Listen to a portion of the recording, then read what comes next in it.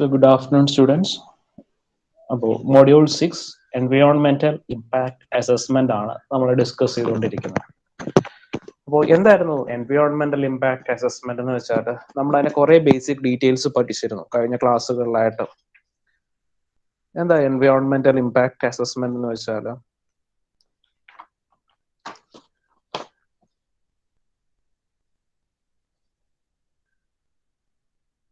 എന്താണ്, നമ്മളൊരു project start ചെയ്യാൻ പോവാണ്. ഒരു പ്രോജക്റ്റ് സ്റ്റാർട്ട് ചെയ്യുമ്പോൾ ആ പ്രോജക്റ്റ് കൊണ്ട് എൻവയോൺമെന്റിന് എന്തെങ്കിലും ഹസാർഡ് ഉണ്ടാകുമോ എന്നുള്ളൊരു സ്റ്റഡിയാണ് എൻവയോൺമെന്റൽ ഇമ്പാക്ട് അസസ്മെന്റ് സ്റ്റഡി എന്ന് പറയുന്നത്. അപ്പോൾ എൻവയോൺമെന്റ് ഹാം എന്ന് പറയുമ്പോൾ ചിലപ്പോൾ എന്ത് കോസ് ചെയ്യാം? നോയിസ് പൊല്യൂഷൻ കോസ് ചെയ്യാം, അല്ലെങ്കിൽ എയർ പൊല്യൂഷൻ കോസ് ചെയ്യാം, വാട്ടർ പൊല്യൂഷൻ കോസ് ചെയ്യാം, സോയിൽ പൊല്യൂഷൻ കോസ് ചെയ്യാം. ഇൻ അഡീഷൻ ചിലപ്പോൾ എന്തെങ്കിലും ഡിസീസസ് കോസ് ചെയ്യാം, ക്യാൻസർ പോലുള്ള അസുഖങ്ങൾ ചിലപ്പം കോസ് ചെയ്യാം, ചിലപ്പോൾ ലങ് ഡിസോർഡേഴ്സ് കോസ് ചെയ്യാം. അപ്പോൾ അങ്ങനെയൊക്കെയുള്ള ഒരു സ്റ്റഡിയാണ് ഒരു പ്രോജക്റ്റ് ഇംപ്ലിമെന്റ് ചെയ്യുന്നതിന് മുന്നേ ആ പ്രോജക്റ്റ് കൊണ്ട് എന്തെങ്കിലും ഹസാർഡ് എഫക്ട്സ് ഉണ്ടാകുമോ എന്നുള്ളൊരു സ്റ്റഡിയാണ് നമ്മൾ എൻവയോൺമെന്റൽ ഇമ്പാക്ട് അസസ്മെന്റ് സ്റ്റഡി എന്നുകൊണ്ട് ഉദ്ദേശിക്കുന്നത്. So it is intended as an instrument of preventive environment management. It provides a framework and an information basis for decision making on the activities affecting the environment. അപ്പോൾ നമ്മളൊരു പുതിയ project start ചെയ്യാൻ നേരത്ത് അത് ഒരുപാട് എൻവയോൺമെന്റിനെ Ham ചെയ്യുന്നുണ്ട് എന്ന് നമ്മൾ പ്രൂവ് ചെയ്യുകയാണെങ്കിൽ, അപ്പോൾ നിങ്ങൾക്കൊക്കെ ഓർമ്മയുണ്ടാവും, നമ്മൾ ആറന്മുളയിൽ ഒരു വിമാനത്താവളം കൊണ്ടുവരാനായിട്ടൊക്കെ കുറെ ചർച്ചകളൊക്കെ നടന്നതാണ്. അപ്പൊ അതിനകത്ത് കുറെ സ്റ്റഡീസ് ഒക്കെ നടന്നു. അപ്പൊ കുറെ സ്റ്റഡീസ് ഒക്കെ നടന്നപ്പോ എന്താണ്, നമ്മൾ ഒരുപാട് വയലുകൾ നിരത്തണം, തണ്ണീർ തടങ്ങൾ നിരത്തണം. അപ്പോൾ അതൊക്കെ നിരത്തി കഴിഞ്ഞാൽ എന്താണ്, സ്മൂത്ത് ആയിട്ട് വാട്ടർ ഫ്ലോ ഉണ്ടാകില്ല. ഇപ്പോ നിങ്ങൾ കഴിഞ്ഞ മഴക്കാലങ്ങളൊക്കെ കേട്ടിട്ടുണ്ടാവും, നമ്മുടെ കൊച്ചിൻ ഇന്റർനാഷണൽ എയർപോർട്ടിന്റെ റൺവേയിൽ കഴിഞ്ഞ മഴക്കാലത്തും അതിന് മുന്നത്തെ മഴക്കാലത്തും എല്ലാം റൺവേ ക്ലോസ് ചെയ്തു, വെള്ളം കയറിയിട്ട്. അത് എന്തുകൊണ്ടാണ്? Cochin international Nedumbassery international airport നിൽക്കുന്ന അതിന്റെ കുറെ ഭാഗങ്ങൾ പഴയ ചതുപ്പ് നിലങ്ങളിലാണ് നിൽക്കുന്നത്.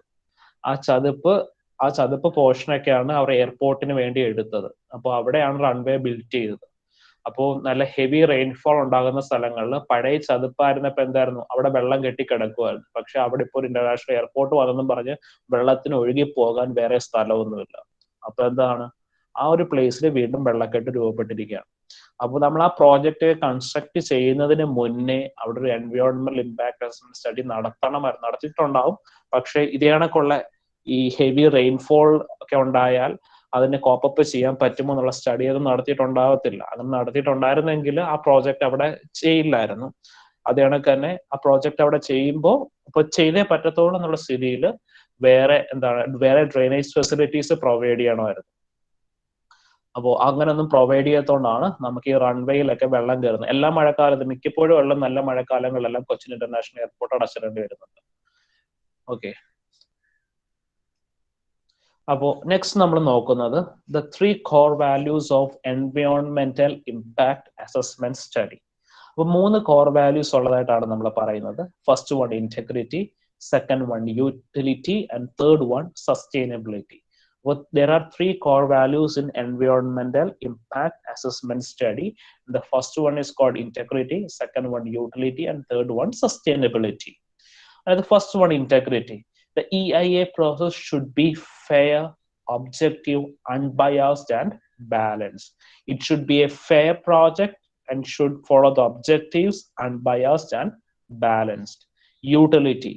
The EIA process should provide balanced, credible information for decision making.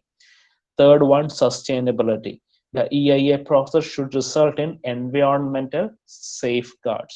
ഇപ്പൊ നമുക്കറിയാം, നമുക്കൊരു പ്രോജക്റ്റ് എന്താണ് സ്റ്റാർട്ട് ചെയ്യും. ഇപ്പൊ ഫോർ എക്സാമ്പിൾ നിങ്ങൾക്കൊക്കെ ഓർമ്മയുണ്ടാവും, നമ്മുടെ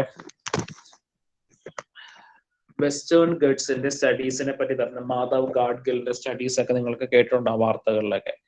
അപ്പോൾ അതൊരു എൻവയോൺമെന്റൽ ഇമ്പാക്ട് അസസ്മെന്റ് സ്റ്റഡി ആയിരുന്നു. എന്തായിരുന്നു, വെസ്റ്റേൺ ഗഡ്സിൽ ക്രമാതീതമായിട്ട് എന്താണ്, വനങ്ങൾ നശിപ്പിക്കപ്പെടുന്നു. വനങ്ങൾ നശിപ്പിച്ചിട്ട് അവിടെ എന്താണ്, ബിൽഡിങ്സ് വരുന്നു, എന്താണ്, ഹൈ റൈസ് ബിൽഡിങ്സ്. അപ്പൊ മൂന്നാർ പോലുള്ള പരിസ്ഥിതി ലോല പ്രദേശങ്ങളിൽ എന്താണ്, ഹൈ റൈസ് ബിൽഡിങ്സ് ഒക്കെ കൺസ്ട്രക്ട് ചെയ്യുന്നുണ്ട്. അപ്പൊ ഹൈ റൈസ് ബിൽഡിംഗ് കൺസ്ട്രക്ട് ചെയ്യുമ്പോൾ എന്താണ് നമ്മൾ എന്താണ് വെസ്റ്റേൺ ഗഡ്സിന്റെ നാച്ചുറൽ സ്ലോപ്സിനെയൊക്കെ നമ്മൾ എന്താണ് ഹാം ചെയ്യുകയാണ്. അങ്ങനെ ഒരുപാട് ഹാം ചെയ്യുന്നത് കൊണ്ടാണ് 2018 മെഗാ ഫ്ലഡിന്റെ റീസൺ എന്ന് മാധവ് ഗാഡ്ഗിൽ പറഞ്ഞിട്ടുണ്ട്.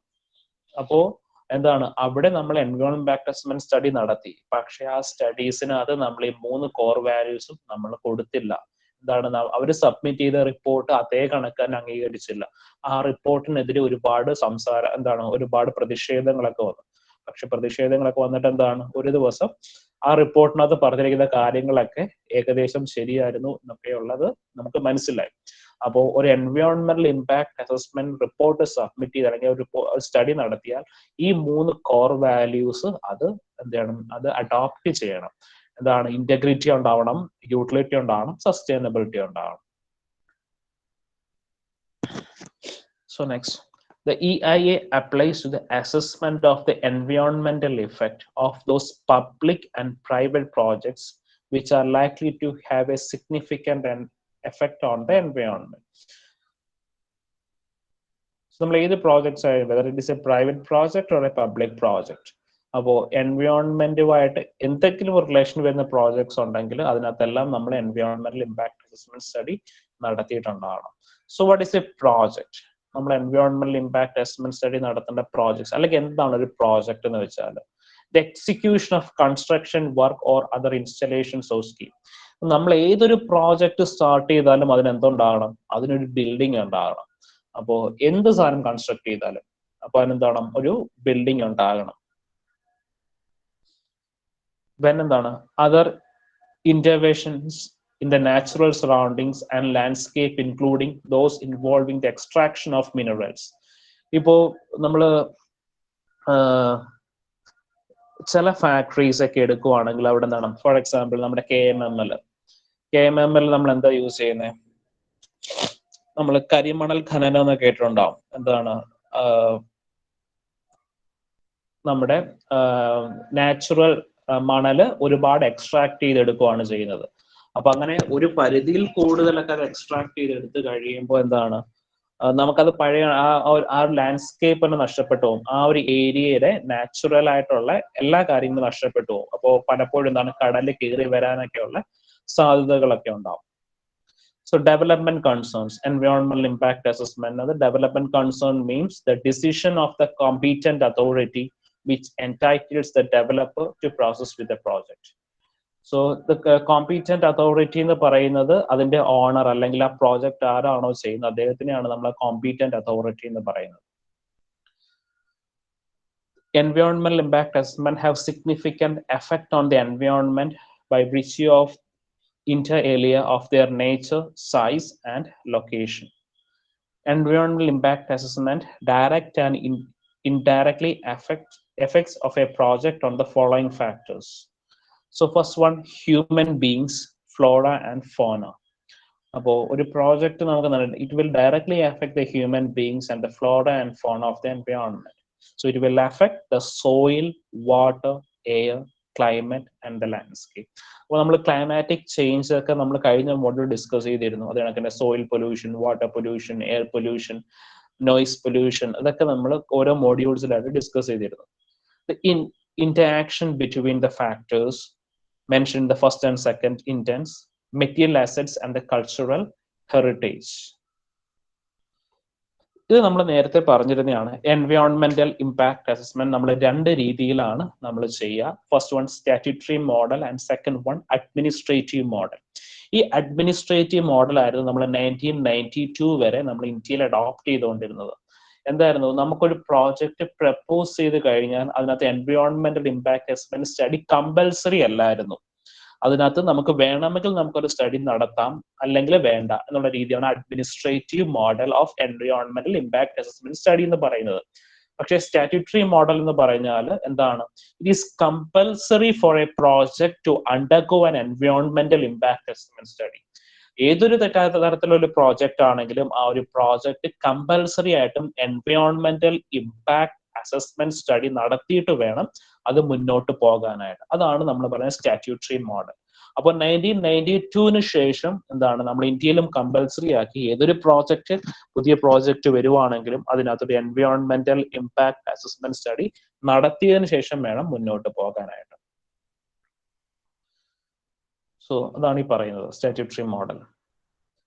ഇനി നമ്മുടെ എൻവയോൺമെന്റൽ ക്ലിയറൻസ് പ്രോസസ്സിന്റെ സ്റ്റെപ്പ് ബൈ സ്റ്റെപ്പ് ആണ്. നമ്മൾ ഈ ചാർട്ട് ഇത് കണക്ക് തന്നെ പഠിച്ചാൽ മതി. ഓക്കെ, അപ്പോ എൻവയോൺമെന്റൽ ക്ലിയറൻസ് പ്രോസസ്സ് എങ്ങനെയാണ് ആ പ്രോസസ്സ് നടക്കുന്നതെന്നാണ് നമ്മളിവിടെ നോക്കുന്നത്. അപ്പോൾ starting first one site selection, conducting of എൻവയോൺമെന്റൽ ഇമ്പാക്ട് അസസ്മെന്റ്. അപ്പോൾ നമ്മൾ എന്താണ് ഒരു പ്രോജക്റ്റ് സ്റ്റാർട്ട് ചെയ്യാൻ പോവാണ്. അപ്പൊ ആ പ്രോജക്റ്റിന് വേണ്ടി നമുക്കൊരു ലൊക്കേഷൻ ഉണ്ടാവും. ആ ലൊക്കേഷൻ ആണ് നമ്മൾ ഫസ്റ്റ് സെലക്ട് ചെയ്യുന്ന സൈറ്റ് സെലക്ഷൻ. ഏത് സൈറ്റിലാണ് നമ്മുടെ പ്രോജക്റ്റ് ഇംപ്ലിമെന്റ് ചെയ്യാൻ പോകുന്നത്. എന്നിട്ട് നമ്മൾ എന്താണ് അവിടെ ഒരു എൻവയോൺമെന്റൽ ഇമ്പാക്ട് അസസ്മെന്റ് സ്റ്റഡി നടത്തി. അപ്പോൾ നമ്മൾ എല്ലാ കാര്യങ്ങളും ആ പ്രോജക്റ്റുമായിട്ട് ബന്ധപ്പെട്ട എല്ലാ കാര്യങ്ങളെയും പറ്റിയുള്ള സ്റ്റഡി നമ്മൾ അവിടെ നടത്തിയിരിക്കുകയാണ്. ഈ തേർഡ് സ്റ്റെപ്പ് നമ്മൾ എന്ത് ചെയ്തു, നോ ഒബ്ജക്ഷൻ സർട്ടിഫിക്കറ്റിന് അപ്ലൈ ചെയ്യാണ്. No objection certificate. ഇപ്പൊ നോ ഒബ്ജക്ഷൻ സർട്ടിഫിക്കറ്റ് നമ്മൾ മിക്കപ്പോഴും സബ്മിറ്റ് ചെയ്യുന്നത് സ്റ്റേറ്റ് പൊല്യൂഷൻ കൺട്രോൾ ബോർഡിനായിരിക്കും. അതാണ് നമ്മൾ അടുത്ത സ്റ്റെപ്പിൽ പറയുന്നത്. State pollution control board arranges public hearing. അപ്പൊ നമ്മളൊരു എൻവയോൺമെന്റൽ ഇമ്പാക്ട് അസസ്മെന്റ് റിപ്പോർട്ട് കൊണ്ട് സബ്മിറ്റ് ചെയ്ത് കഴിഞ്ഞാൽ ഉടനെ നമുക്ക് അതിന് അപ്രൂവൽ തരുമല്ല. അതിനെപ്പറ്റി എന്താണ് ആ പൊല്യൂഷൻ കൺട്രോൾ ബോർഡ്, ഇവിടെ നമ്മൾ സ്റ്റേറ്റ് പൊല്യൂഷൻ കൺട്രോൾ, ആ പ്രോജക്റ്റ് അനുസരിച്ചിട്ട് ഇരിക്കും ഏത് അതോറിറ്റിയാണ് അതിന് പെർമിഷൻ കൊടുക്കുന്നതെന്ന്. ഇപ്പൊ ഒരു സ്റ്റേറ്റ് പൊല്യൂഷൻ കൺട്രോൾ ബോർഡ് എൻവയോൺമെന്റൽ ഇമ്പാക്ട് അസസ്മെന്റിനെ പറ്റിയുള്ള പബ്ലിക് ഹിയറിംഗ് നടത്തും. പബ്ലിക് ഹിയറിംഗ് എന്ന് വെച്ചാൽ നമ്മൾ ആ റിപ്പോർട്ട് പബ്ലിഷ് ചെയ്യും, എൻവയോൺമെന്റ് അസസ്മെന്റ് റിപ്പോർട്ട് പബ്ലിഷ് ചെയ്യും. പബ്ലിഷ് ചെയ്ത് കഴിയുമ്പോൾ അവിടുത്തെ ജനപ്രതിനിധികൾ ഉണ്ടാകും, അത് നേതാക്കന്മാരുണ്ടാകും, അവിടുത്തെ ജനറൽ പബ്ലിക് ഉണ്ടാകും. അവർക്കൊക്കെ എന്താണ് അതിനെപ്പറ്റി പറയാനുള്ളത് എന്നുള്ള കാര്യങ്ങൾ ഡീറ്റെയിൽ ആയിട്ട് അനലൈസ് ചെയ്യും. അതിനുശേഷം എന്താണ് പബ്ലിക് ഹിയറിംഗിന് ശേഷം അതിന്റെ പ്രോജക്റ്റിന്റെ ഓണർ അല്ലെങ്കിൽ ആ കമ്പനി സ്റ്റാർട്ട് ചെയ്യുന്ന ആൾ അപ്ലൈ ഫോർ എൻവയോൺമെന്റൽ clearance submitting required documents such as EIA report, NOC report from State Pollution Control Board. അപ്പോൾ പബ്ലിക് ഹിയറിംഗിന് ആർക്കും കുഴപ്പമൊന്നുമില്ല എങ്കിൽ നമ്മൾ അടുത്ത സ്റ്റെപ്പിലേക്ക് പോകുവാണ്. നമ്മൾ എന്താണ് ഈ ഡോക്യുമെന്റ്സ് ഒക്കെ സബ്മിറ്റ് ചെയ്യാണ്. പിന്നെന്താണ് review by environment appraisal committee. അപ്പോൾ ആദ്യം സ്റ്റേറ്റ് പൊല്യൂഷൻ കൺട്രോൾ ബോർഡ് ഒരു പബ്ലിക് ഹിയറിംഗ് ഒക്കെ നടത്തും. എന്നിട്ട് അതിന്റെ റിപ്പോർട്ട് എല്ലാം നമ്മൾ എവിടെയാണ് എൻവയോൺമെന്റൽ അപ്രൈസൽ കമ്മിറ്റിക്ക് മുമ്പിൽ സബ്മിറ്റ് ചെയ്യണം. അപ്പൊ എൻവയോൺമെന്റൽ അപ്രൈസൽ കമ്മിറ്റി എന്തൊക്കെ കാര്യങ്ങൾ നോക്കുവാണ്, അവിടെ നടത്തിയ എൻവയോൺമെന്റൽ ഇമ്പാക്ട് അസസ്മെന്റ് സ്റ്റഡി നോക്കും. അതേ കണക്ക് തന്നെ no objection certificate state pollution control body എന്നുള്ള നോ ഒബ്ജക്ഷൻ സർട്ടിഫിക്കറ്റ് നമ്മൾ സബ്മിറ്റ് ചെയ്യും. അങ്ങനെ പബ്ലിക് ഹിയറിംഗിൽ പബ്ലിക്കിന് പറയാനുള്ള കാര്യങ്ങൾ എന്താണ്, അവിടുത്തെ നേതാക്കന്മാർക്ക് പറയാനുള്ള കാര്യങ്ങൾ എന്താണ്, അതെല്ലാം എൻവയോൺമെന്റൽ അപ്രൈസൽ കമ്മിറ്റി ഡീറ്റെയിൽ ആയിട്ട് റിവ്യൂ ചെയ്യും. റിവ്യൂ ചെയ്ത് കഴിഞ്ഞതിന് ശേഷം ചിലപ്പോൾ എന്ത് ചെയ്യും, ആ പ്രോജക്റ്റ് അവർ റിജക്ട് ചെയ്യും, ചിലപ്പോൾ അക്സെപ്റ്റ് ചെയ്യും. ഇപ്പൊ ചില കേസിൽ എന്താ, ചില കാര്യങ്ങൾക്ക് അവർക്കൊരു വ്യക്തതയില്ല എന്നും പറഞ്ഞ് വീണ്ടും എൻവയോൺമെന്റൽ ഇമ്പാക്ട് അസസ്മെന്റ് സ്റ്റഡി നടത്താനായിട്ട് പറയും. അപ്പോൾ ഇതാണ് ഒരു എൻവയോൺമെന്റൽ ക്ലിയറൻസ് പ്രോസസ്സിന്റെ സ്റ്റെപ്പ് ബൈ സ്റ്റെപ്പ് പ്രൊസീജിയർ. ഇത് ഇമ്പോർട്ടന്റ് ആണ്, എക്സാമിന് എഴുതാൻ ചോദിക്കാറുണ്ട്. അപ്പോൾ എൻവയോൺമെന്റൽ ക്ലിയറൻസ് പ്രോസസ്സിന്റെ സ്റ്റെപ്പ് ബൈ സ്റ്റെപ്പ് പ്രൊസീജിയർ ആണ് ഈ പറഞ്ഞത്. അപ്പോൾ സൈറ്റ് സെലക്ഷൻ, നമ്മൾ ആദ്യം നമ്മൾ ഒരു പ്രോജക്റ്റ് സ്റ്റാർട്ട് ചെയ്യാൻ പോകുന്ന നേരത്ത് ആ പ്രോജക്റ്റിനെ സൈറ്റ് സെലക്ട് ചെയ്യുന്നു, ഒരു എൻവയോൺമെന്റൽ ഇമ്പാക്ട് അസസ്മെന്റ് സ്റ്റഡി നടത്തുന്നു. പിന്നെന്താണ് നോ ഒബ്ജക്ഷൻ സർട്ടിഫിക്കറ്റിന് വേണ്ടി അപ്ലൈ ചെയ്യുന്നു. അപ്പോൾ അതിനുശേഷം എന്താണ് സ്റ്റേറ്റ് പൊല്യൂഷൻ കൺട്രോൾ ബോർഡ് ഒരു പബ്ലിക് ഹിയറിംഗ് നടത്തുന്നു. അതിനുശേഷം അത്രയും കാര്യങ്ങൾ ഓക്കെ ആണെങ്കിൽ, പബ്ലിക് ഹിയറിംഗ് വരെ ഓക്കെ ആണെങ്കിൽ എന്താ ചെയ്യുക, ആ പബ്ലിക് ഹിയറിംഗിന്റെ ഡീറ്റെയിൽസും എൻവയോൺമെന്റ് ഇമ്പാക്ട് അസസ്മെന്റ് റിപ്പോർട്ടും നോ ഒബ്ജക്ഷൻ സർട്ടിഫിക്കറ്റ്സും എല്ലാം കൂടി എൻവയോൺമെന്റൽ അപ്രൈസൽ കമ്മിറ്റിക്ക് മുമ്പിൽ സബ്മിറ്റ് ചെയ്യുന്നു.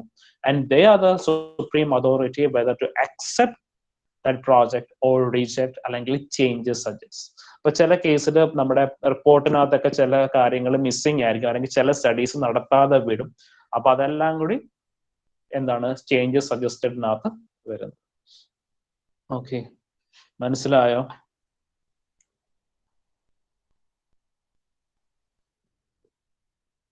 So please respond. Yes, sir. ബാക്കിയുള്ളവരൊക്കെ എങ്ങനെയാണ്, നിങ്ങൾ ഒന്നെങ്കിലും ഒന്ന് കമന്റ് ചെയ്യുക, അല്ലെങ്കിൽ ഒന്ന് മൈക്ക് അൺമ്യൂട്ട് ചെയ്ത് പറയുക.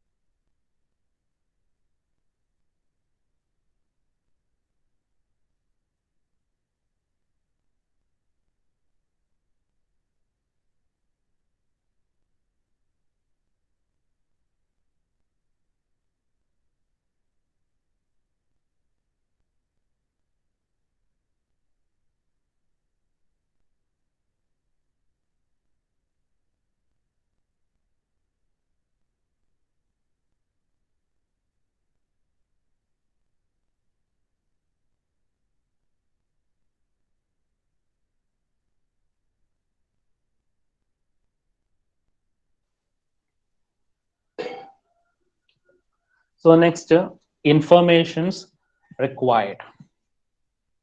അപ്പോൾ നമുക്ക് എന്തൊക്കെ ഇൻഫർമേഷൻസ് ആണ് ഒരു എൻവയോൺമെന്റൽ ഇമ്പാക്ട് അസസ്മെന്റ് സ്റ്റഡി നടത്തുന്നതിന് മുന്നേ വേണ്ടത്? അപ്പോൾ അതിനകത്ത് ഫസ്റ്റ് പറയുന്നതാണ് ഡിസ്ക്രിപ്ഷൻ ഓഫ് ദ പ്രോജക്റ്റ്. അപ്പോൾ ഡിസ്ക്രിപ്ഷൻ ഓഫ് പ്രോജക്റ്റിനകത്ത് ഫസ്റ്റ് പറയുന്നതാണ് physical characteristics. Physical characteristics, land use requirement during the construction and operation. അപ്പോൾ നമുക്ക് ഏതൊരു ബിൽഡിംഗ് ഏതൊരു പ്രോജക്റ്റ് സ്റ്റാർട്ട് ചെയ്താലും അതിനെന്തുണ്ടാവണം? ഒരു ബിൽഡിംഗ് കൺസ്ട്രക്ട് ചെയ്യണമെന്ന് പറഞ്ഞു. ഈ ബിൽഡിംഗ് കൺസ്ട്രക്ട് ചെയ്യാൻ സ്യൂട്ടബിൾ ആയ സൈറ്റ് നമ്മൾ സെലക്ട് ചെയ്യുന്നതെന്ന് നോക്കണം. ഇപ്പോ ഭൂമിയിൽ എല്ലാ പോർഷൻസിലും കൊണ്ട് നമുക്ക് ബിൽഡിംഗ് കൺസ്ട്രക്ട് ചെയ്യാൻ പറ്റില്ല. ചില സൈറ്റ് പരിസ്ഥിതി ലോലമായിട്ട് നിൽക്കുന്ന സ്ഥലങ്ങളിലായിരിക്കും. അവിടെ ഹ്യൂജ് കൺസ്ട്രക്ഷൻസ് ഒക്കെ നടത്തി കഴിഞ്ഞാൽ there are chances of earth quakes. അപ്പോൾ വലിയ സ്ട്രക്ചേഴ്സ് എൻവയോൺമെന്റലി കുറച്ച് പരിസ്ഥിതി ലോല പ്രദേശങ്ങൾ എന്നൊക്കെ നമ്മൾ പറയും മലയാളത്തിൽ. ആ ഏരിയയിലെ കൊണ്ട് വലിയ സ്ട്രക്ചേഴ്സ് കൺസ്ട്രക്ട് ചെയ്ത് കഴിഞ്ഞാൽ there are chances of earth quakes and major accidents. അപ്പൊ അതാണ് നമ്മൾ ഫസ്റ്റ് പറയുന്ന point, physical characteristics, land use requirements during the construction and operations. Next പറയുന്നതാണ് പ്രൊഡക്ഷൻ പ്രോസസ്, മെറ്റീരിയൽസ് യൂസ്ഡ്. അപ്പൊ ആ പ്രോജക്റ്റിനകത്ത് നമുക്ക് എന്തൊക്കെ മെറ്റീരിയൽസ് ആണ് യൂസ് ചെയ്യുന്നത്? Estimate of expected residues and emissions. അപ്പോൾ ഒരു പ്രോജക്റ്റ് നമ്മൾ സ്റ്റാർട്ട് ചെയ്യുമ്പോൾ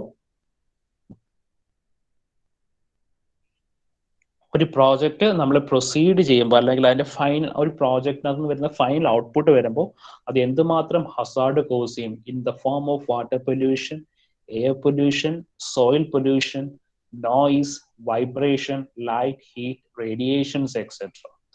അപ്പോൾ ഇത്രയും കാര്യങ്ങളാണ് നമ്മുടെ ഡിസ്ക്രിപ്ഷൻ ഓഫ് പ്രോജക്റ്റിൽ വരുന്നത്. അപ്പൊ അതിന്റെ ഫിസിക്കൽ ക്യാരക്ടേഴ്സ്, എങ്ങനെ ലാൻഡ് യൂസ് ചെയ്യുന്നു, അതിനകത്ത് യൂസ് ചെയ്യുന്ന മെറ്റീരിയൽസ് എന്തൊക്കെയാണ്, പിന്നെ എന്തൊക്കെ എസ്റ്റിമേറ്റഡ് വേസ്റ്റ് നമുക്ക് അതിനകത്തുനിന്ന് എത്രത്തോളം വേസ്റ്റ് വരുന്നു. അപ്പൊ അത് വെച്ചിട്ട് നമുക്ക് എന്ത് ചെയ്യാം? നമുക്കൊരു ഓൾട്ടർനേറ്റീവ്സ് ചൂസ് ചെയ്യാൻ പറ്റുമെന്ന് നോക്കാം. Outline of the main alternatives. അപ്പോൾ ഫസ്റ്റ് അവരുടെ മെയിൻ ഒരു കാര്യം എന്താണ്? ഇങ്ങനെയൊക്കെയാണ് ആ പ്രോജക്റ്റ് പ്രൊസീഡ് ചെയ്യുന്നത്, അതിനകത്ത് വരുന്ന ഇത്രയും എസ്റ്റിമേറ്റഡ് എമൗണ്ട് ഓഫ് വേസ്റ്റ് വരാം. അപ്പോൾ നമുക്ക് എന്ത് ചെയ്യാം? അതിനകത്തുനിന്ന് നമുക്ക് സജഷൻസ് കൊണ്ടുവരാം. അപ്പോൾ അതാണ് ഫസ്റ്റ് പറയുന്ന alternatives. So outline of the main alternatives, main reason for choice including the environmental effects.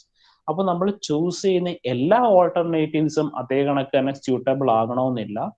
അപ്പോൾ ഒരുപാട് ഹാർംഫുൾ ആയിട്ടുള്ള എഫക്ട്സ് വരുവാണെങ്കിൽ we should opt for alternatives. So then പറയുന്നതാണ് ഇമ്പാക്ട് ഓൺ, നമ്മൾ നേരത്തെ പറഞ്ഞാണ് ഇമ്പാക്ട് ഓൺ പോപ്പുലേഷൻ, ഫ്ലോറ, ഫോണ, soil, water, air, climatic factors, material assets including architectural and archaeological heritage landscape, in the relationship between these factors. അപ്പോൾ ആ project കൊണ്ട് അവിടുത്തെ near by population, അപ്പോൾ പോപ്പുലേഷൻ എങ്ങനെ എഫക്ട് ചെയ്യുന്നു? ഇപ്പോ എക്സാമ്പിൾ ആയിട്ട് പറയുകയാണെങ്കിൽ ഇപ്പൊ നമുക്കൊരു ഫാക്ടറി, ഒരു കെമിക്കൽ ഫാക്ടറി ഫോർ എക്സാമ്പിൾ, അല്ലെങ്കിൽ ഒരു ടെക്സ്റ്റൈൽ ഫാക്ടറി ഉണ്ടെന്ന് വിചാരിക്കാം. അപ്പൊ ആ ടെക്സ്റ്റൈൽ ഫാക്ടറിന്ന് കൂടുതൽ വരുന്ന എന്തായിരിക്കും? ഒരു ലിക്വിഡ് ഫോം ഓഫ് വേസ്റ്റ് ആയിരിക്കും. ടെക്സ്റ്റൈൽ നമ്മൾ ക്ലോത്തിന് ഡൈ ചെയ്യും. അപ്പോൾ ആ കളർ വേസ്റ്റ് ആയിരിക്കും, അല്ലെങ്കിൽ ആ ലിക്വിഡ് ഫോമിൽ ഓഫ് വേസ്റ്റ് ഒക്കെ ആയിരിക്കും നമുക്ക് കൂടുതലായിട്ടും വരുന്നത്. കളർ ഫോം ആയിരിക്കും. ആ വേസ്റ്റ് കൂടുതൽ എവിടെയായിരിക്കും? അത് നമ്മുടെ നിയർ ബൈ വാട്ടർ ബോഡീസിലൊക്കെ ആയിരിക്കും അവർ കൊണ്ടുവന്ന് ഡെപ്പോസിറ്റ് ചെയ്യുന്നത്. അത് പ്രോപ്പർ ട്രീറ്റ്മെന്റ് ഇല്ലാതെ ഡയറക്റ്റ് ആയിട്ട് കൊണ്ടുവന്ന് നിയർ ബൈ വാട്ടർ സോഴ്സിൽ ഡെപ്പോസിറ്റ് ചെയ്ത് കഴിഞ്ഞാൽ എന്താ സംഭവിക്കുക? ആ വാട്ടർ സോഴ്സ് കണ്ടാമിനേറ്റഡ് ആയി. ആ വാട്ടർ സോഴ്സ് കണ്ടാമിനേറ്റ് ആയി കഴിഞ്ഞാൽ അവിടുത്തെ ഫ്ലോറ ആൻഡ് ഫോണ, അവിടുത്തെ അക്വാട്ടിക് ആനിമൽസും പ്ലാന്റ്സും അത് ഹസാർഡായിട്ട് അഫക്ട് ചെയ്യും. പിന്നെ ആ പുറന്തള്ളുന്ന ആ ലിക്വിഡ് അല്ലെങ്കിൽ ആ പൊല്യൂട്ടന്റ് ഒരുപാട് കൂടി കഴിഞ്ഞാൽ എന്താ സംഭവിക്കുക? It will affect the underground water. അപ്പോൾ അണ്ടർഗ്രൗണ്ട് വാട്ടർ ടേബിളിനെ അഫക്ട് ചെയ്ത് കഴിഞ്ഞാൽ പിന്നെ നമുക്കൊന്നും ചെയ്യാൻ പറ്റില്ല.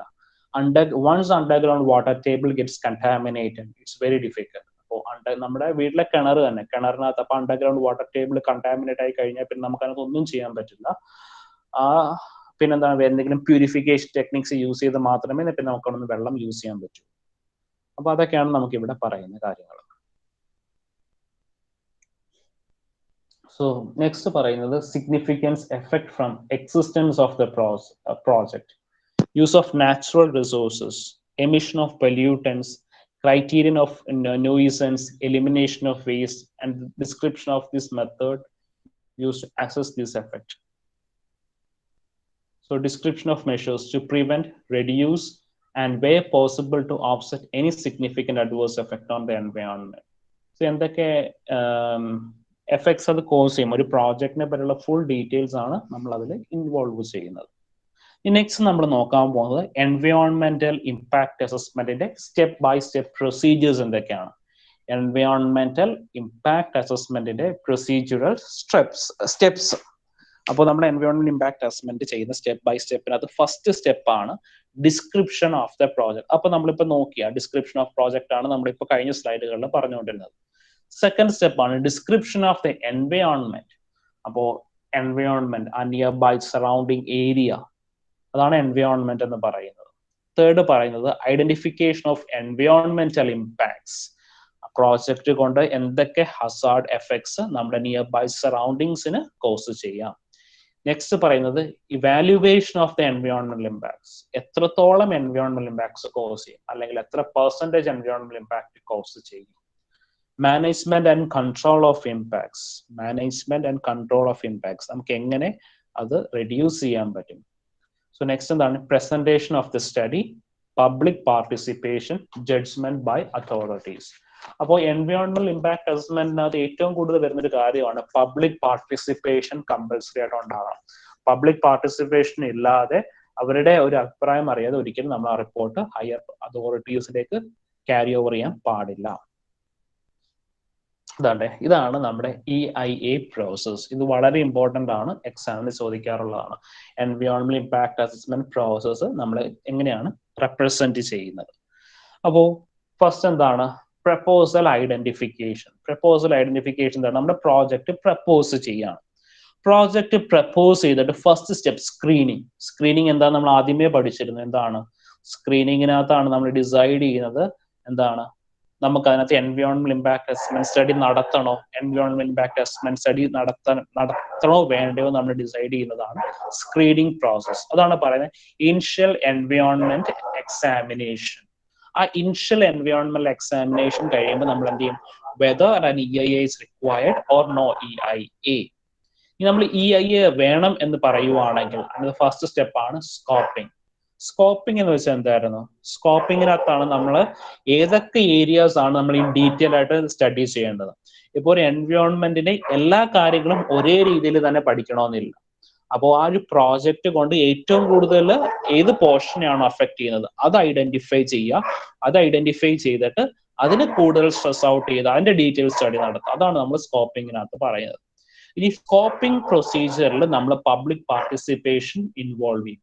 അപ്പോൾ ഫസ്റ്റ് തന്നെ EIA പ്രോസസ്സിനകത്ത് ആദ്യമേ തന്നെ എന്താണ് സ്കോപ്പിംഗ് വരുമ്പം തന്നെ സ്കോപ്പിങ്ങിനകത്താണ് നമ്മൾ ഏതൊക്കെ ഏരിയസിലാണ് കൂടുതൽ കോൺസെൻട്രേറ്റ് ചെയ്യേണ്ടത്, സ്റ്റഡിനകത്ത് ഏതൊക്കെ ഏരിയസിലാണ് കൂടുതൽ കോൺസെൻട്രേറ്റ് ചെയ്യുന്നതൊക്കെയാണ് സ്കോപ്പിംഗ് പറയുന്നത്. അപ്പൊ അവിടെ നമ്മൾ പബ്ലിക്കിന്റെ ഒപ്പീനിയൻസ് എടുക്കാറുണ്ട്. അതാണ് സ്കോപ്പിംഗ്, പബ്ലിക് ഇൻവോൾവ്മെന്റ്.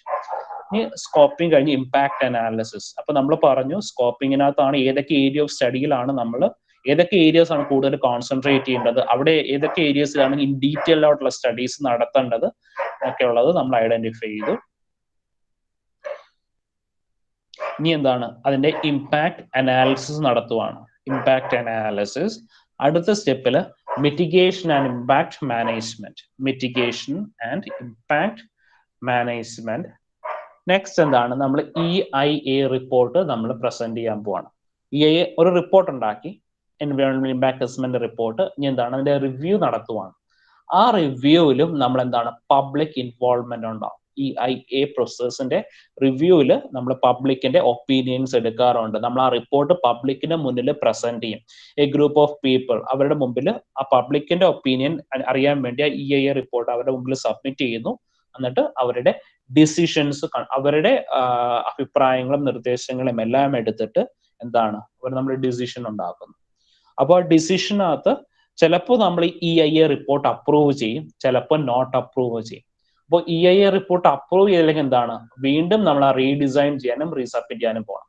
അപ്പോൾ EIA പ്രൊസീജിയർ അല്ല, നമ്മുടെ റിപ്പോർട്ട് അപ്രൂവൽ ആയില്ലെങ്കിൽ വീണ്ടും എന്ത് ചെയ്യുക, സ്കോപ്പിംഗ് മുതൽ വീണ്ടും നമ്മൾ ആ പ്രോസസ്സ് ഒന്നും കൂടി ചെയ്യുക.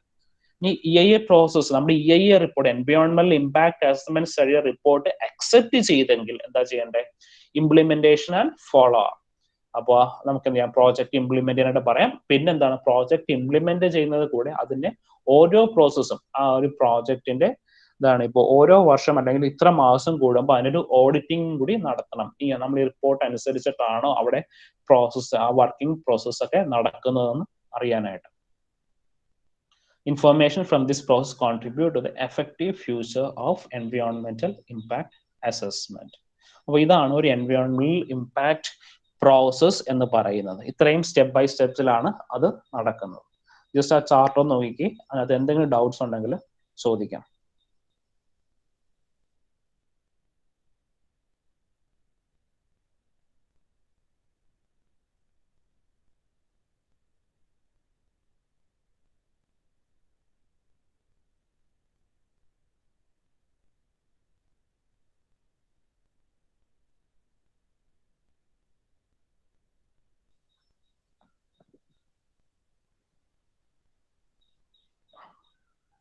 മനസ്സിലായോ എങ്ങനെയാണ് ഒരു എൻവയോൺമെന്റൽ ഇമ്പാക്ട് അസസ്മെന്റ് ആ ഒരു പ്രോസസ്സ് ക്യാരി ഔട്ട് ചെയ്യുന്നതെന്ന്?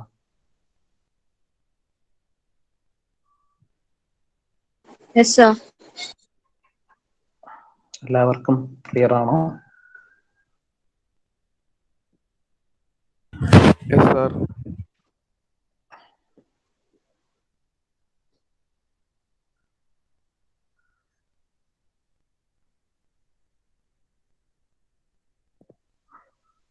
ഓക്കെ, അപ്പൊ ആ ചാർട്ടിന്റെ എക്സ്പ്ലനേഷൻ ആണ് ഇനി നമ്മൾ നോക്കുന്നത്. ജസ്റ്റ് എന്താണ് പ്രൊസീജിയർ.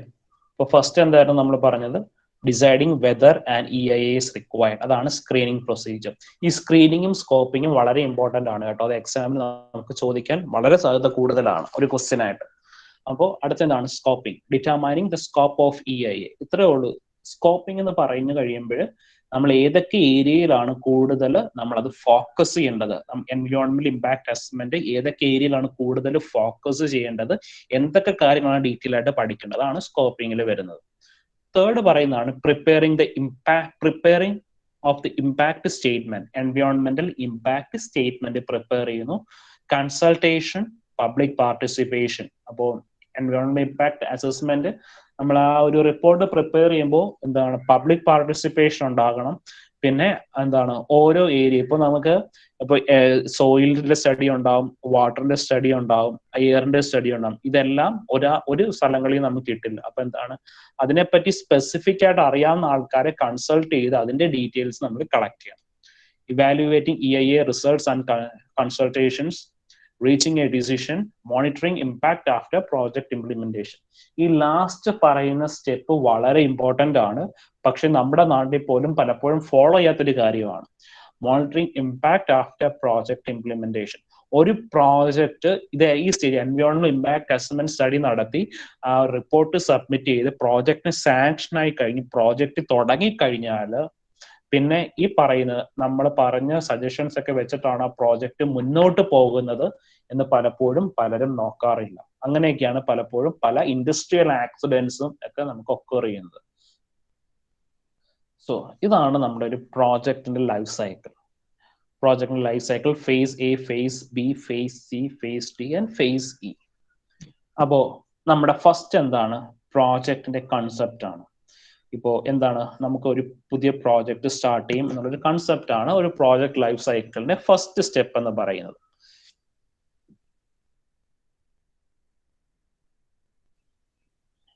അപ്പോ അതിനകത്ത് എന്താ വരിക, പ്രോജക്റ്റിന്റെ കൺസെപ്റ്റ് വന്നു കഴിഞ്ഞ് നമുക്ക് എന്ത് വേണം, നമുക്ക് ആ പ്രോജക്റ്റ് പ്രാവർത്തികമാക്കാൻ തോണം ഒരു സൈറ്റ് വേണം, സൈറ്റ് സെലക്ഷൻ. പിന്നെന്താണ് എൻവയോൺമെന്റൽ സ്ക്രീനിങ്. ആ സൈറ്റിൽ എന്താണ് അവിടുത്തെ എൻവയോൺമെന്റിനെ പറ്റിയിട്ടുള്ള ഒരു സ്റ്റഡീസ്, അല്ലെങ്കിൽ നമ്മുടെ പ്രോജക്റ്റ് വന്നു കഴിഞ്ഞാൽ അവിടുത്തെ എൻവയോൺമെന്റിനെ എങ്ങനെ എഫക്ട് ചെയ്യും. പിന്നെ initial assessment, scoping of significant issues. ഇതാണ് നമ്മുടെ ഫസ്റ്റ് ഫേസിൽ വരുന്നത്. So pre feasibility. നെക്സ്റ്റ് നമ്മൾ ഫേസ് ബിയിലേക്ക് പോവുകയാണ്. ഫേസ് ബിയിലേക്ക് പോകുമ്പോൾ എന്താണ്, detail assessment of significant impacts.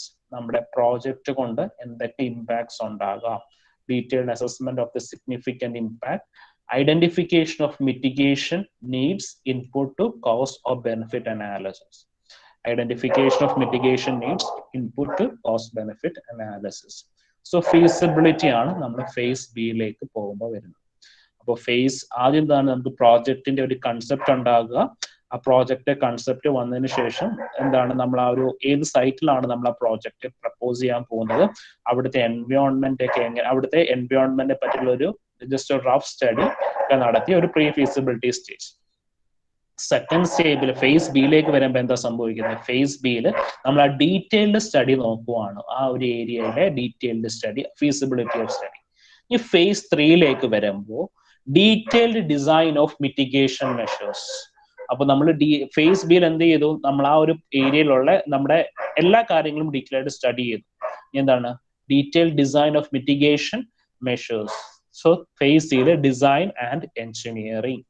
Next phase ഡിയിലേക്ക് വരുമ്പോഴാണ് നമ്മുടെ implementation procedure, implementation of mitigation measures and എൻവയോൺമെന്റൽ മാനേജ്മെന്റ് സ്ട്രാറ്റജി.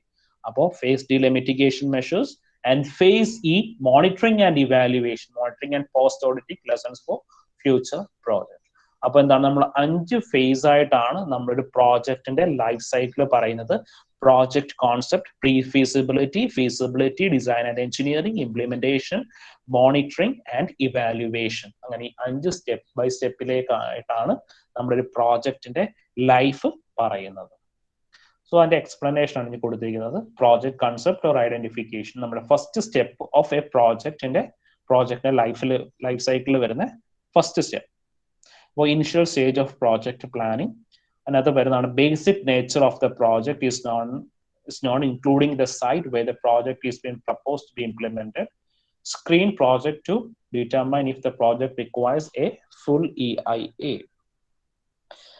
അത് വളരെ ഇമ്പോർട്ടൻ്റ് ആണ്. ഇപ്പോൾ നമുക്ക് ഒരു പ്രോജക്റ്റ് എടുത്തു കഴിഞ്ഞാൽ ആ പ്രോജക്റ്റിനകത്ത് ഏതെങ്കിലും ഒരു എൻവയോൺമെന്റൽ ഫാക്ടർ ആയിരിക്കും കൂടുതലായിട്ടും വരുന്നത്. ഇപ്പോൾ ചില കേസിൽ എന്താണ്, ബേണിംഗ് ഒക്കെ ഒരുപാട് ഉണ്ടാകുന്ന ഒരു ഇൻഡസ്ട്രിയിലാണെങ്കിൽ നമുക്ക് എന്തായിരിക്കും കൂടുതലും വരുന്ന എയർ പൊല്യൂഷൻ ആയിരിക്കും.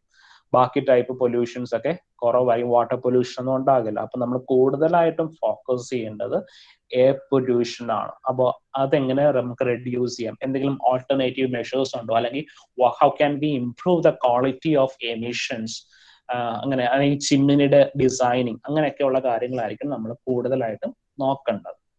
അല്ലാതെ അതിനകത്ത് നമുക്ക് ആവശ്യമില്ലാതെ കുറെ ടോപ്പിക്സിലേക്ക് സ്റ്റഡി നടത്തേണ്ട കാര്യമില്ല. നെക്സ്റ്റ് സ്റ്റെപ്പാണ് screening.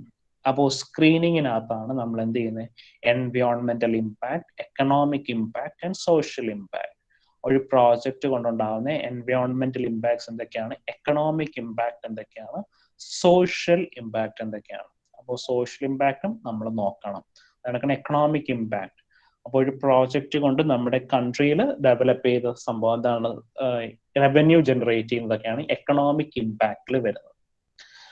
Screening, identify environmental issues of concern, determine whether an EIA is needed, establish the need of a project.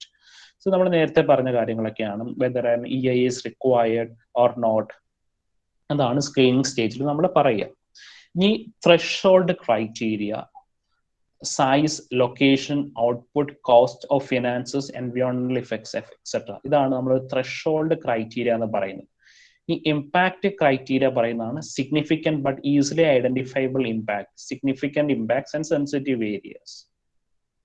ഇനി ഒരു പ്രോജക്ട് ലൈഫ് സൈക്കിളിന്റെ സെക്കൻഡ് സ്റ്റേജ് ആണ് pre feasibility stage. Pre feasibility stage അപ്പോൾ scope the project to identify issues or impacts for investigation. അപ്പോൾ pre feasibility സ്റ്റേജിലൊക്കെയായിരുന്നു നമ്മൾ എന്ത് ചെയ്തത്, ഒരു പ്രോജക്റ്റ് എന്ന് പറഞ്ഞാൽ ജസ്റ്റ് ഒരു റഫ് എസ്റ്റിമേറ്റ് ഓഫ് സ്റ്റഡീസ് ഒക്കെ ആയിരുന്നു നമ്മൾ പ്രീ ഫീസിബിലിറ്റി സ്റ്റേജിൽ നടത്തിയത്. നമ്മൾ സൈറ്റ് ഐഡന്റിഫൈ ചെയ്തു, അതിന്റെ പരിസരങ്ങളും അതുകൊണ്ടുണ്ടാകാൻ പറ്റുന്ന കാര്യങ്ങൾ ഏതൊക്കെയാണെന്ന് നമ്മൾ ഐഡന്റിഫൈ ചെയ്യുന്നതാണ് pre feasibility stage. Making a plan for public involvement, identifying major issues of public concern, establishing priorities for എൻവയോൺമെന്റൽ assessment, evaluating the significance of issues, distribution of information to interested parties, developing a strategy for addressing priorities. അപ്പോൾ ഇത്രയും കാര്യങ്ങളാണ് നമ്മൾ ആ pre feasibility സ്റ്റേജിലേക്ക് പറയുന്നത്. Just എന്താണ്, എല്ലാത്തിനെയും പറ്റിയിട്ടുള്ള റഫ് ആയിട്ടൊരു ഐഡിയ ആണ് നമ്മൾ പ്രീ ഫീസിബിലിറ്റി സ്റ്റേജിൽ വരുന്നത്. ഇനി initial assessment of impact. Initial assessment of impact, existing or base line data. അപ്പോൾ ചിലപ്പോൾ നമുക്ക് നേരത്തെ ഉള്ള ഡേറ്റാസ് ഒക്കെ അവൈലബിൾ ആയിരിക്കും. Provide a description of the status and trends of environmental factors, example air pollution concentration, against which predicted changes can be compared and evaluated in terms of environment. അപ്പോൾ example കൊടുത്തിട്ടുണ്ട് എക്സസിങ് of initially assessment of impact. ഇപ്പൊ നേരത്തെ പറഞ്ഞ കണക്ക് burning ഒക്കെ ഒരുപാട് വരുന്ന ഒരു ഫാക്ടറിയിലാണെങ്കിൽ അവർ നമ്മൾ കൂടുതലും കോൺസെൻട്രേറ്റ് ചെയ്യുന്നതായിരിക്കും എയർ പൊല്യൂഷൻ സ്റ്റാൻഡേർഡ്സ് ആയിരിക്കും. അപ്പോൾ ഒരു പ്രീവിയസ് റിപ്പോർട്ട് ഇപ്പോഴുള്ള എയർ പൊല്യൂഷന്റെ കോൺസെൻട്രേഷൻ ഒക്കെ നമുക്ക് അറിയാമായിരിക്കും. ഇപ്പോഴുള്ള എയർ പൊല്യൂഷന്റെ കോൺസെൻട്രേഷൻ എയർ പൊല്യൂഷൻ എങ്ങനെ കോസ് ചെയ്യാം. ഇപ്പൊ നമ്മുടെ നേച്ചറിൽ എന്താണ്, നമുക്ക് ഡിഫറെന്റ് ഗ്യാസസ് ഉണ്ട്. ആ ഗ്യാസിന്റെ പെർസെൻറ്റേജ് കൺസിഡറബിൾ വേരിയേഷൻ ഉണ്ടാകുമ്പോഴാണ് നമ്മുടെ എയർ പൊല്യൂഷൻ ഉണ്ടാകുന്നു എന്ന് പറയുന്നത്. അപ്പൊ നമ്മുടെ പുതിയൊരു ഫാക്ടറിയും കൂടി വന്നു കഴിഞ്ഞാൽ എന്തുമാത്രം ആ വേരിയേഷൻസിനകത്ത് ചേഞ്ചസ് ഉണ്ടാകും, അപ്പോൾ അത് എത്രത്തോളം വരും എന്നൊക്കെയുള്ളത് നമുക്ക് ഇവിടെ ഒന്ന് ഐഡന്റിഫൈ ചെയ്യാൻ പറ്റും. ഈ തേർഡ് സ്റ്റെപ്പാണ് ഫീസിബിലിറ്റി സ്റ്റേജ്. ഫീസിബിലിറ്റി സ്റ്റേജിനകത്ത് conduct the EIA and determine if the project is viable. ഇപ്പൊ പ്രോജക്റ്റ് നമുക്ക് മുന്നോട്ട് കൊണ്ടുപോകാമോ എന്നാണ് ആ ഫീസിബിലിറ്റി സ്റ്റേജിൽ പറയുന്നത്. അപ്പൊ ഫീസിബിലിറ്റി സ്റ്റേജിൽ നമ്മൾ 3 കാര്യങ്ങളാണ് കൂടുതലും ഐഡന്റിഫൈ ചെയ്യുക. ഫസ്റ്റ് വൺ ആണ് magnitude of impact. First one, magnitude of impact. Second one, extent of impact. Third one, duration of impact.